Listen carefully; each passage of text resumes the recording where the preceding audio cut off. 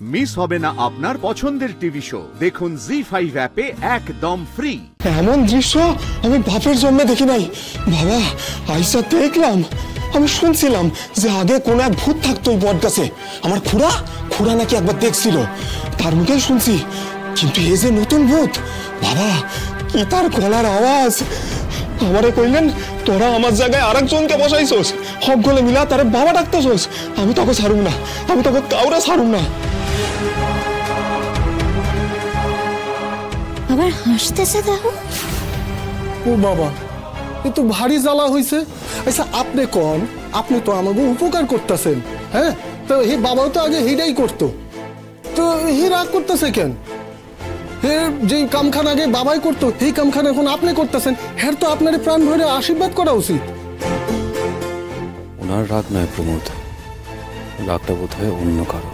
পোস্টম বাবা, আপনার উপরে যখন রাগ, আপনি সাবধানে থাকেন। খন ওনারে কইয়া কোনো লাভ নাই, উনি তো শুনবেন না।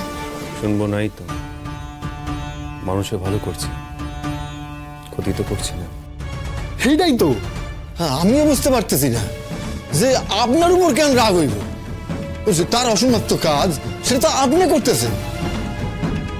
হইতেই পারে, সেদিন তো নিজের মুখে কইল না, হ্যাঁ, যে হক গলে আগে ওই সকালে উঠাই অনেকে প্রণাম করতো, সম্মান করতো, কিন্তু অহনা কেউ করে না। বষ্টম বাবা কি হইব?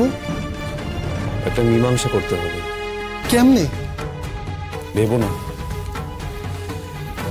আমি এক কাজ করি, আমি কাল নিজে ওই বটতলা একবার যাব, গিয়ে ওই ফকির বাবার সঙ্গে কথা বল।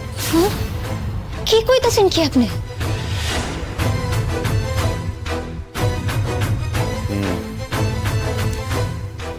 ওনার রাগের ঠিক কারণটা কি সেটা বোধহয় আমি জানি, কিন্তু ওনার সঙ্গে কথা না বলে তো আমি সেটা বুঝতে পারবো না। আমি কথা বলতে হবে। আপনি চাইবেন? আপনার কি মাথা খারাপ হয়ে আছে? প্রমোদ, আমি তোমাদের সঙ্গে পরে কথা বলব, তবে ফকির বাবার সঙ্গে দেখা করতে গেলে আমার কিছু জিনিস চাই।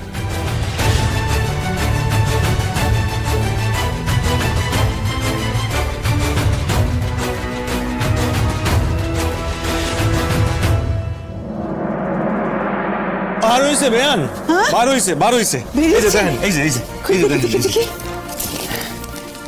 বাপরে, এতগুলো কাগজ! হ্যাঁ, এই যে ঝুঁকি নাই, কে কোন কাগজটা পড়বো এটা তো ঠিক নাই, তাই যতগুলো কাগজে পারছি বিজ্ঞাপন দিয়ে দিছি।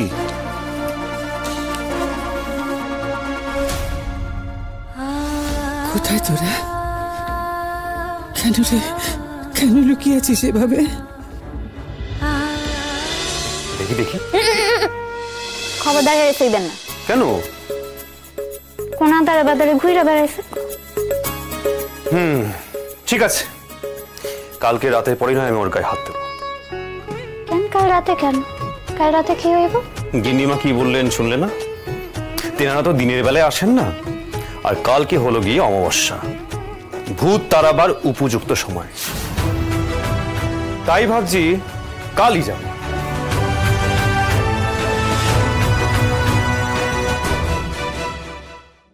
জি5 ডাউনলোড করুন আর সব এপিসোড দেখুন একদম ফ্রি।